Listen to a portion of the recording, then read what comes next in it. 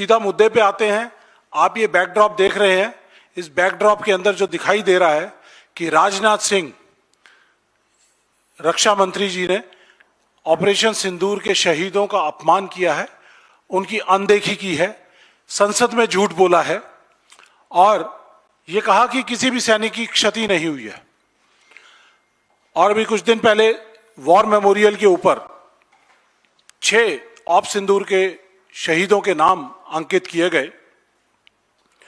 तो ये आप देख सकते हैं कि किस तरह से राजनाथ सिंह जी ने पूरे देश के सामने संसद के अंदर हमारी जो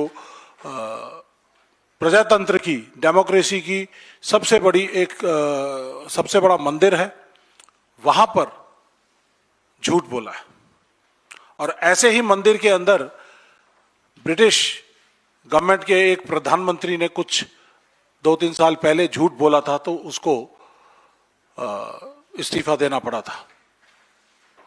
और यहां मैं ये भी याद करवाना चाहता हूं कि 2014 के अंदर राजनाथ सिंह जी ने एक वक्तव्य दिया था और उसके अंदर कहा था कि बीजेपी के अंदर इस्तीफे नहीं होते। सही कहा था। बीजेपी के अंदर ना जिम्मेदारी ली जाती है, ना अकाउंटेबिलिटी होती है, ना रिस्पॉन्सिबिलिटी होती है, सिर्फ झूठ और फरेब होता है। यह देखने में हमें 12 साल में दिखाई दिया है। यह है लिस्ट 6 जवानों की जो अभी कुछ दिन पहले वॉर मेमोरियल के जो साइट है, नेशनल वॉर मेमोरियल, उसकी साइट पर और जो इंडिया गेट पर वॉर मेमोरियल बना है उस पर 6 नाम अंकित हैं। आज भी वो 4 नाम गायब हैं। हमें सवाल पूछते हैं कि वो 4 जो हमारे और जो जाबाज सैनिक जो शहीद हुए थे उनके नाम कहां हैं। साथियों, चाणक्य ने कहा था कि जिस राजा के राज में सैनिकों को, शहीदों को सम्मान ना मिले और अपने अधिकार के लिए उनको राजा से मांग करनी पड़े, तो उस राजा को शासक बने रहने का कोई अधिकार नहीं है। यही हमारी आज की बुनियादी एक आत्मा है आज इस प्रेस कॉन्फ्रेंस की, कि ये झूठ और फरेब की सरकार जो पीएम नरेंद्र मोदी, जिनको हम बड़े जानते हैं कि कॉम्प्रोमाइज्ड, सरेंडर्ड पीएम मोदी और उनके मंत्रियों की जो झूठ की सरकार है, उनको सत्ता पे काबिज रहने का कोई अधिकार नहीं है। और क्यों लग गए 13 महीने इन सब हमारे जाबाज सैनिकों को और शहीदों को इस पटल पर आने के लिए? इसके लिए तो जिस दिन ऑपरेशन सिंदूर खत्म हुआ था उसके एकदम बाद इसका जो है इनके नाम इस वॉर मेमोरियल पर आ जाने चाहिए थे।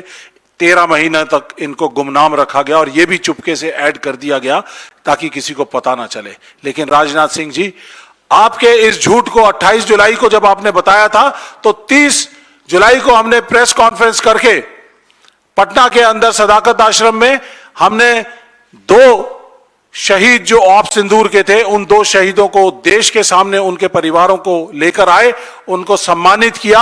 आपने सम्मान नहीं दिया, लेकिन कांग्रेस पार्टी जो है, राहुल गांधी जी की जो पार्टी है, खड़गे जी की जो पार्टी है, ये इनकी सोच है। जो स्वतंत्रता सेनानियों की पार्टी है, उसको मालूम है कि कैसे अपने देश के लोगों का, सैनिकों का, शहीदों का कैसे उनका सम्मान करना है।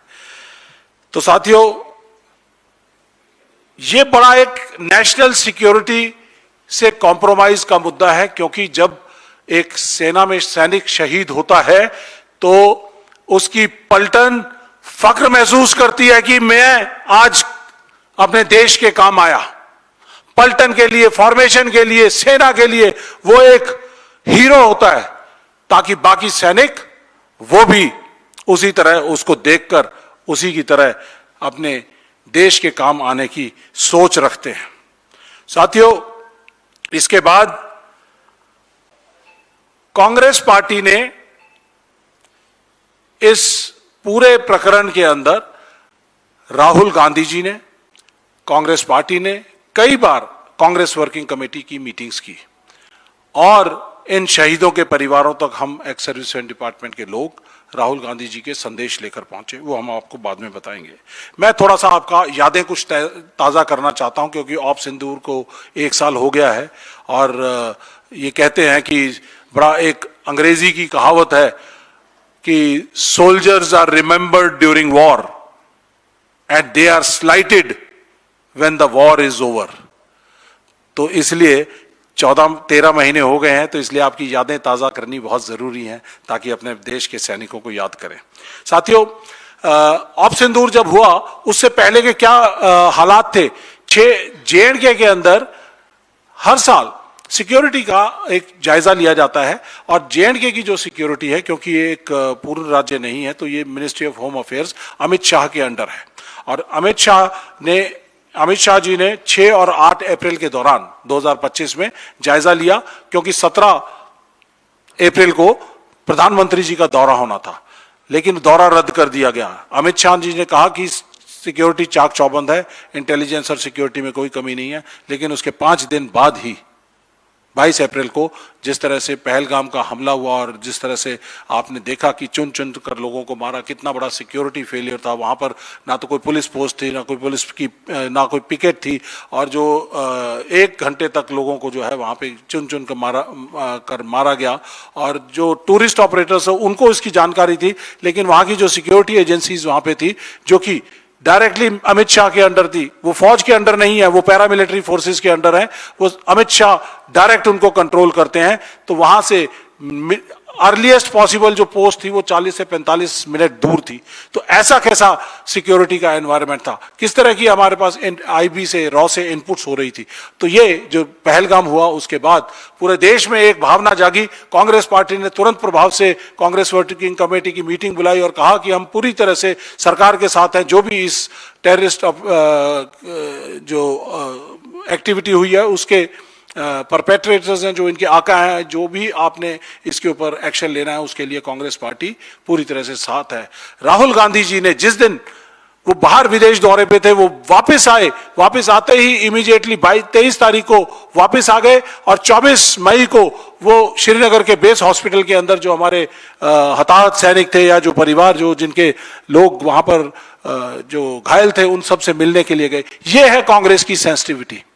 और उसके बाद जिस तरह से ऑपरेशन सिंदूर हुआ 6 और 7 की रात को जिस तरह से हुआ, तो उसके बारे में जो ब्यौरा है वो हमारे साथी अनुमाचार्य जी आपको देंगे। आतंकवादी ठिकाने हिजबुल मुजाहिदीन है, इस तरह के 9 ठिकाने जो थे वो बताए गए। उसमें से 6 ठिकानों पर भारत की सेना ने और 3 ठिकानों पर, क्योंकि डीप पेनिट्रेशन था, तो भारत की वायुसेना को हमला करने के लिए कहा गया था।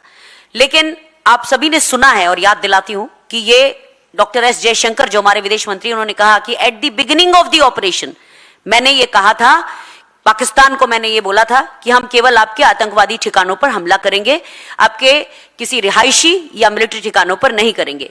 तो जो एक वायुसेना का सरप्राइज एलिमेंट होता है, 2 ही चीजें तो होती हैं हमारे पास, सरप्राइज एलिमेंट और स्पीड।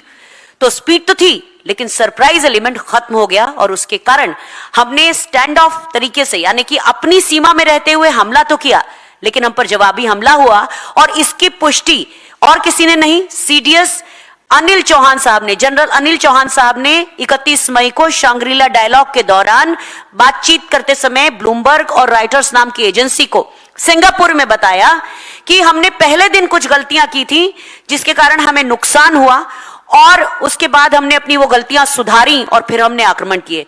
तो बाद में हमने यानी ब्रह्मोस मिसाइल का प्रयोग किया, लेकिन उसके पहले हमारा जो नुकसान हुआ उसके बारे में न केवल जनरल अनिल चौहान ने सिंगापुर में बात की, बल्कि कैप्टन शिव कुमार जो कि जकार्ता में इंडोनेशिया में हमारे डिफेंस अटैचे हैं, उन्होंने भी कहा कि ये पॉलिटिकल सिग्नल हम देना चाहते थे एंड इट कॉस्टेड अस, यानी कि उन्होंने ये कहा कि हमारे यहां एक लोकतांत्रिक सरकार है, सेना उसके आदेशों का पालन करती है। तो इससे कैप्टन शिव कुमार के बयान से ये भी बात साबित होती है कि जो खुली छूट की बात थी वो बिल्कुल गलत थी। उन्होंने कहा कि हम अपनी सरकार के आदेशों का, निर्देशों का पालन करते हैं।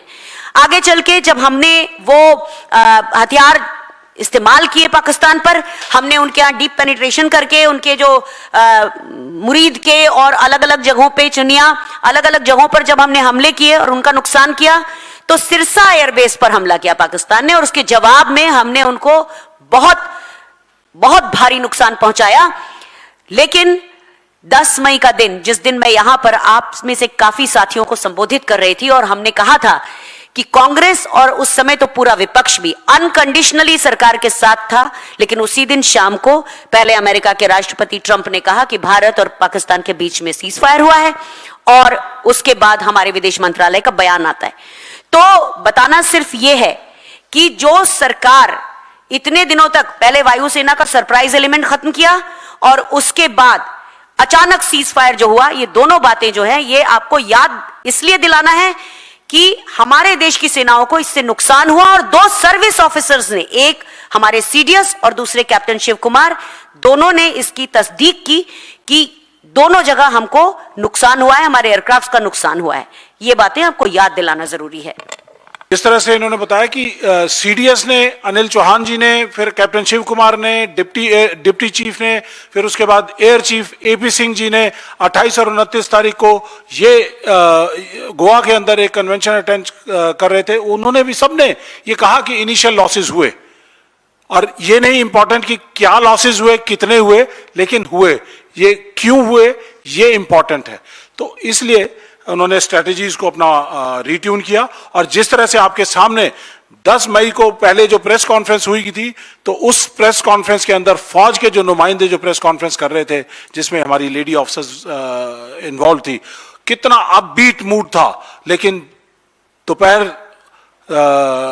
बाद जब 3:30 बजे यूएस प्रेसिडेंट ट्रंप का एक ट्वीट आया कि भारत और पाकिस्तान के बीच में मैंने सीज फायर करा दिया है, और 5:30 बजे हमारी जो फॉरेन अफेयर्स मिनिस्टर डिपार्टमेंट है उनको आकर एक प्रेस कॉन्फ्रेंस में उन्होंने सीज फायर अनाउंस किया, तो उस समय पर हमारा सेनाओं का मोराल बहुत डाउन हो चुका था, क्योंकि वो चाहते थे, आज ये मौका था 1971 के बाद जब हमने पाकिस्तान के 2 टुकड़े किए थे, इंदिरा गांधी जी और सैम मानेकशॉ जी की जोड़ी जो लीडरशिप के अंदर, और आज मौका ऐसा था कि पॉलिटिकल नैरेटिव पूरी तरह से तैयार था, सभी पार्टीज, ऑल पार्टीज का सपोर्ट तैयार था, कांग्रेस पार्टी का सपोर्ट तैयार था, तो पाकिस्तान और हमारी सेनाएं तैयार थी। पाकिस्तान के 5 टुकड़े करने के ताकत रखती थी, गिलगिट बाल्टिस्तान, फिर उसके बाद सिंध, बलोचिस्तान, खैबर पख्तूनख्वा और पंजाब, ये 5 टुकड़े करने की ताकत रखती थी। और जो ये बीजेपी वाले पिछले 12, 14, 15 सालों से एक वो नैरेटिव चला रहे थे कि पीओके को लेकर आएंगे, तो पीओके लाने का मौका था, तो ये खो दिया इन्होंने। सिर्फ एक लिमिटेड 9 टारगेट दिए थे सेना को, और वो 9 टारगेट के ऊपर एक्शन लेने का काम किया था, और वो भी हमारे एस जयशंकर साहब ने जो है उनको सरप्राइज जो है वो लॉस कर दिया था। और उसके बाद जिस तरह की फॉरेन पॉलिसी हमारी का फेलियर रहा है, 60 एमपीज को हमें भेजना पड़ रहा है कि हमने क्या किया, और वहाँ पर यूएस प्रेसिडेंट जो है वो आसिफ मुनीर को, पाकिस्तान के चीफ ऑफ आर्मी स्टाफ को वहाँ पे डिनर के लिए बुलाया जा रहा है, इनवाइट किया जा रहा है, और इंटरनेशनल प्रेस जो है वो पाकिस्तान के अंदर आ रही है। इंटरनेशनल प्रेस जीतती हुई फोर्सेस के पास आना चाहिए था, लेकिन पॉलिटिकल एंड फॉरेन पॉलिसी का जो नैरेटिव था वो पूरी तरह से फेल हो चुका था, और इसकी वजह से हमें नुकसान हुआ। पाकिस्तान को आईएमएफ के लोन दिए गए, एशियन डेवलपमेंट बैंक ने दे दिए, वर्ल्ड बैंक ने इतने सारे उनको लोन्स दे दिए, और यूएन सिक्योरिटी काउंसिल के अंदर उनको जगह दे दी, और जो टेररिस्ट ऑर्गेनाइजेशंस वर्ल्ड ओवर, जो टेररिस्ट ऑर्गेनाइजेशन के ऊपर जो वॉचडॉग एजेंसी है उसका भी इंचार्ज पाकिस्तान को बना दिया। मतलब ऐसा है कि एक चोर को तिजोरी का जिम्मेदारी ठहरा दी। तो ये पाकिस्तान को किस तरह के बेनिफिट्स उसके बाद हुए। तो साथियों, लेकिन उसको नजरअंदाज करते हुए, सभी चीजों को छोड़ते हुए हम आगे चलते हैं कि उसके बाद जैसे ही ऑपरेशन सिंदूर खत्म हुआ, हमारे पास हम लोग सभी हमारे फ्रंट्स के ऊपर जो लोग हमारे शहीद होते हैं, कांग्रेस पार्टी का ex serviceman department Rahul Gandhi ji के नेतृत्व में सभी शहीदों के परिवारों तक पहुंचता है, और उनको राहुल गांधी जी का शोक संदेश देता है। तो ये मैं इसके बाद इस इवेंट के बाद 15 मई को ये राहुल गांधी जी की तरफ से इन सभी सैनिकों को, सैनिकों के परिवारों, शहीदों के परिवारों को ये लेटर्स 15 मई को सभी उनके परिवारों के जो नेक्स्ट ऑफ किन है उनके पास भेजे गए। ये है कांग्रेस पार्टी का, ये हम आपके पास रिलीज कर देंगे। वैसे हम नॉर्मली इसको रिलीज नहीं करते हैं, लेकिन आज जरूरी पड़ता है, बताना पड़ता है कि कांग्रेस वर्सेस बीजेपी क्या है। बीजेपी नेशनलिज्म की बात जरूर करती है, सैनिकों की बात जरूर करती है, उनके कंधों पर रखकर बंदूक चलाती है, उनके नाम पर, शहीदों के नाम पर वोट मांगती है।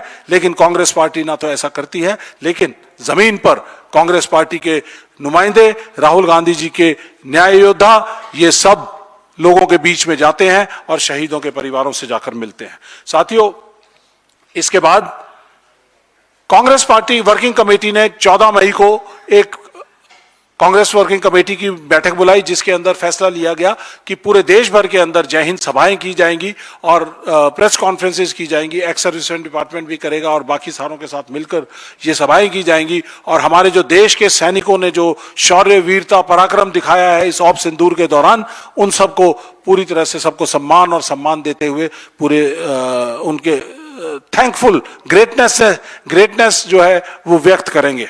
तो साथियों, ये कांग्रेस पार्टी की सोच है। और उसके बाद आपने जिस तरह से 78 दिन के बाद इन राजनाथ सिंह जी ने जिस तरह से बयान दिया, उसके बाद हमारे देश की फोर्सेस का मोराल पूरी तरह से टूट गया कि किस तरह से हमारा रक्षा मंत्री जो है वो हमारे 10 शहीद लोगों को भी एक्सेप्ट नहीं कर सकता।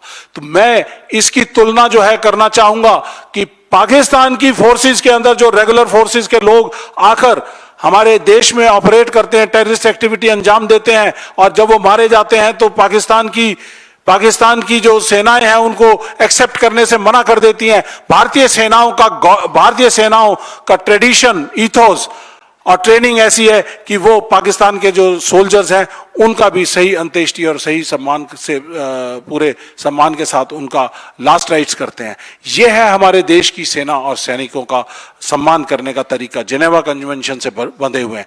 लेकिन हमारे ही देश के रक्षा मंत्री जो अपनी ही सेनाओं के प्रमुख हैं, उस मंत्रालय के प्रमुख हैं, वो किस तरह से, किस जुबान से, किस मुंह से वो अपने बयान देते हैं संसद के अंदर कि हमारा कोई भी जवान शहीद नहीं हुआ। हम इसकी निंदा नहीं करते, हम यहां से उनके रेजिग्नेशन की डिमांड करते हैं। हमने इस बात को 2 दिन बाद ही पटना से उठाया, लेकिन उसके बाद लगातार हम उठाते रहे।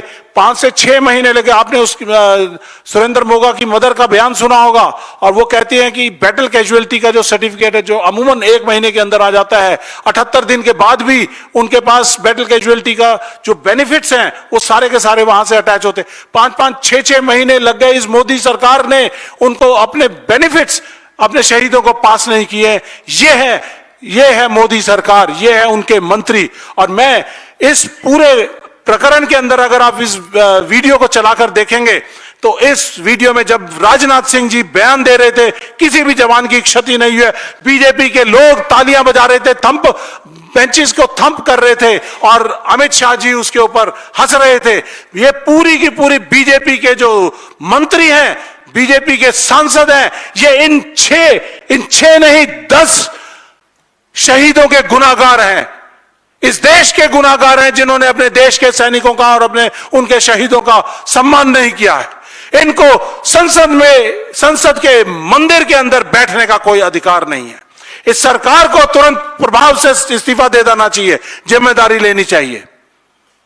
हम अपने पार्टी से गुहार लगाएंगे कि इनकी ब्रीच ऑफ प्रिविलेज का एक मोशन लेकर आए, और ताकि जो है इनकी जो गलतियां हैं वो दुनिया के सामने, देश के सामने पता चले।